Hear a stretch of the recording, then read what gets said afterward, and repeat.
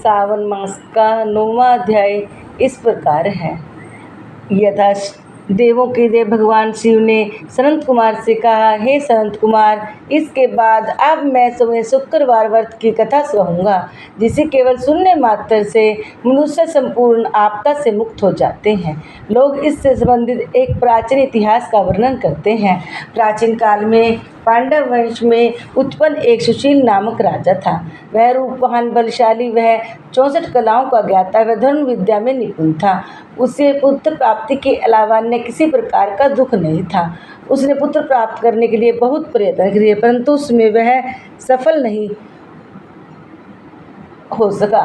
उसकी पत्नी का नाम सुकशी था।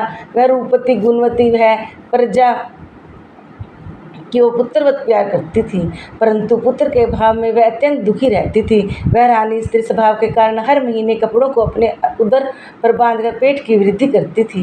वह अनजाने ही अपने पेट पर कपड़ा बांधकर गर्भवती होने का भ्रम पालती रहती थी। इसी काल में उसने अपनी पुरोहितनी को देखा, जो वास्तव में गर्भवती थी। उसने राजा को बतलाया कि वह गर्भवती है। उसके बाद रानी को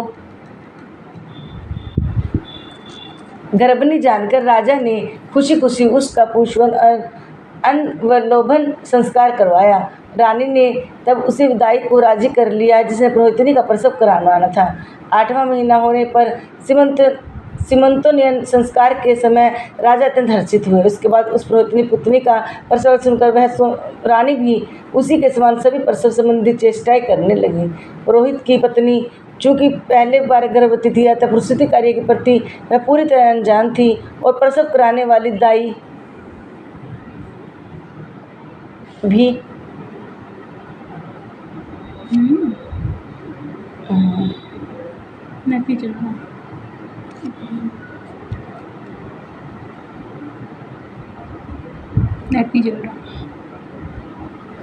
बंद कर देते हैं। दाई के कहने के अनुसार वह सब कर रही थी। प्रसव के दिन दाई ने पुरोहितनी की आंखों पर पट्टी बांधकर उसका प्रसव कराया। पुरोहितनी उस कपट को नहीं जानती थी। उससे उत्पन्न हुए पुत्र को दाई ने नौकरानी की मदद से रानी के पास पहुंचा दिया। इन सब के बाद दाई ने पुरोहितनी की पत्नी की आंखों पर पट्टी खोल दी। दाई अपने साथ मांस का एक पिंड लाई थी और वह उसे दिखा दिया। फिर उसके सामने आश्चर्य तथा दुख प्रकट करने लगी, यह कैसा अनिष्ट हो गया, और कहने लगी, अपने पुरोहित पति से उसकी शांति जरूर करवा लेना। कहने लगी, संतान नहीं हुई, कोई बात नहीं, तुम जीवित हो, यह अच्छी बात है। पुरोहितनी को प्रसव के विषय में चिंता थी। वह सोचती थी, क्या दाई ने उसके साथ कपट किया है।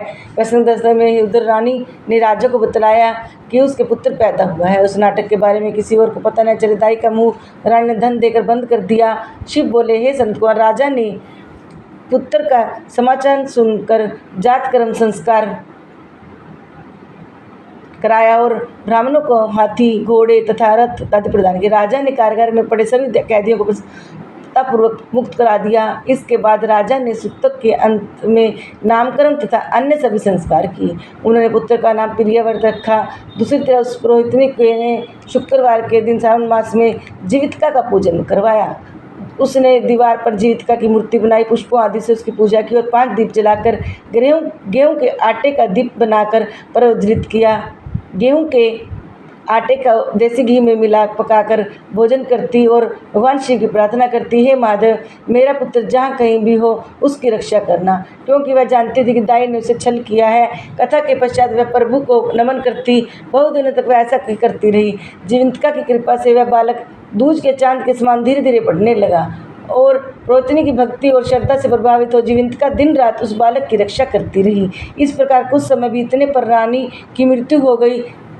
पितृभक्त उनके पुत्र ने उनकी पुरलौकिक क्रिया संपन्न की। इसके बाद मंत्रियों तथा पुरोहितों ने प्रियव्रत को राज्य पर अभिषिक्त किया। तब कुछ वर्षों तक राजा का पालन करके तथा राज्य भोग कर वह पितरों के ऋण से मुक्ति के लिए गया। राज्य का भार वृद्ध मंत्रियों पर भक्तिपूर्वक सौंपकर और समय के राजा होने का भाव त्याग कर उसने काराप्टिक वेश यानी गुप्त वेश धारण कर लिया और गया जी के लिए प्रस्थान किया। मार्ग में रात होने पर वह थकावट के कारण उसने एक गृहस्थ के यहाँ शरण ली। उस दिन उसके यहाँ पुत्र ने जन्म लिया था। इससे पहले उसके यहाँ 5 पुत्र पैदा हुए थे। इन सब का देवी शैडी ने वध कर दिया था। परंतु छठे पुत्र के उत्पत्ति काल में राजा ने उस गृहस्थ के घर में विश्राम कर रहा था। रात में राजा के सो जाने पर उस बच्चे को ले जाने के लिए षष्ठी देवी आई, तो जीवंतिका देवी ने षष्ठी देवी को क्या कहकर रोक लिया कि राजा को लांग कर मत जाओ। जीवंतिका रोकने पर वह षष्ठी जैसे आई और वैसे ही चली गई। उधर गृहस्थ ने राजा को बालक का रक्षक मानकर उससे 1 दिन और वहाँ ठहरने की प्रार्थना की। गृहस्थ के अनुरोध पर राजा वहाँ ठहर गया। तदनंतर वह राजा अपने पिता के पिंडदान के लिए चला गया। वहाँ पिंडदान के समय विष्णुपद वेदी पर कुछ अद्भुत घटना हुई। उस पिंड को ग्रहण करने के लिए 2 हाथ निकाल कर आए। तब महान विषयमुक्त राजा संचय में पड़ गए और पुनः पिंडदान कराने वाले ब्राह्मण के कहने पर उन्होंने विष्णुपद पिंड पर पिंड रख दिया। इसके बाद उन्होंने किसी ज्ञानी तथा सत्यवादी ब्राह्मण से उस विषय में पूछा, तो ब्राह्मण ने उनसे कहा कि ये दोनों हाथ आपके पितर के थे। इसमें संदेह हो तो घर जाकर अपनी माता से पूछ लीजिए, यह बता देगी। तब राजा चिंतित हो गए और दुखी हुए मन में अनेक बातें सोचने विचारने लगे। वे यात्रा करके पुनः वहाँ गए जहाँ पर वह बालक जीवित हुआ था। उस समय उस स्त्री को पुत्र उत्पन्न हुआ था। वह जो राजा पुत्र हुआ था उसे लेने रात में फिर वहीं षष्ठी देवी आई। तब जीवंतिका देवी के पूजा रोके जाने पर षष्ठी देवी ने उनसे कहा, हे जीवंतिका, तू क्या इस गृहस्थ के पुत्रों को बचा रही है? तेरा क्या प्रयोजन है? इसकी माँ कौन है? कौन सा व्रत करती है? तू उनकी रक्षा कर रही है। राजा नींद का बहाना बनाकर वास्तविकता जानने के लिए जाग रहा था। अतः उन्होंने जीवंती और षष्ठी देवी दोनों की बातचीत सुन ली। षष्ठी देवी का यह वचन सुनकर जीवंती देवी ने धीरे से मुस्कुराकर उसका सारा कारण बताया। जीवंतिका देवी ने कहा, हे षष्ठी देवी, सावन मास में हर शुक्रवार को उसकी माता मेरे पूजन में रत रहती है और व्रत के संपूर्ण नियम का पालन करती है। वह सब मैं आपको बताती हूँ। उसकी माँ ने सावन मास में हर प्रकार की हरी वस्तु को त्याग कर शुक्रवार को नियमानुसार मेरा व्रत किया है। इस राजा की माँ ने उस दिन ही हरा वस्त्र धारण किया, हरे रंग की चूड़ियाँ नहीं पहनी, चावल के धोवन के जल को उल्लंघाया नहीं, न ही हरी सब्जी खाई, हरे पत्तों के मंडप के नीचे भी नहीं बैठी। उसने उस दिन सब कुछ मेरी खुशी के लिए किया, इसलिए अब मैं उसकी खुशी के लिए उसकी और बालक की रक्षा कर रही हूँ। यह सुनकर राजा प्रियव्रत अपने नगर को चले गए।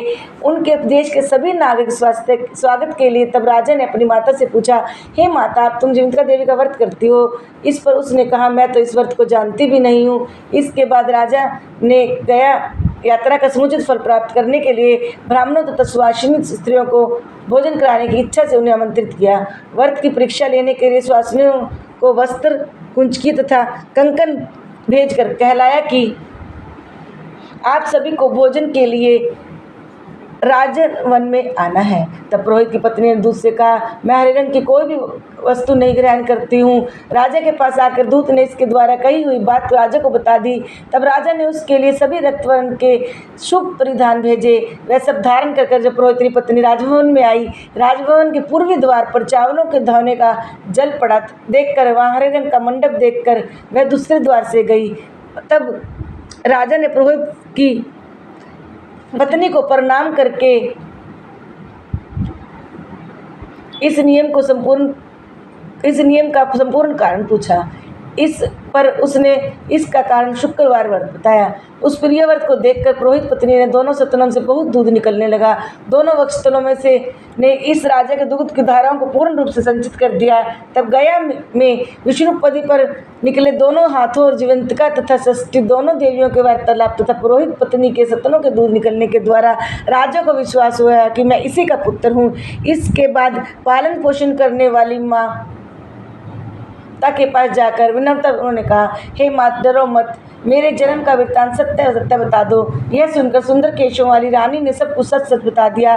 तब प्रसन्न होकर उन्होंने जन्म देने वाले अपने माता पिता को नमस्कार किया और संपत्ति समृद्धि को प्राप्त कराया। वे दोनों भी परम आनंदित हुए। एक रात्रि को स्वप्न में राजा ने जीवंतिका से पूछा, हे भद्रे, मेरे पिता तो जीवित हैं, तब मैं गया में विष्णुपद में मुझे 2 हाथ क्यों दिखलाई दिए?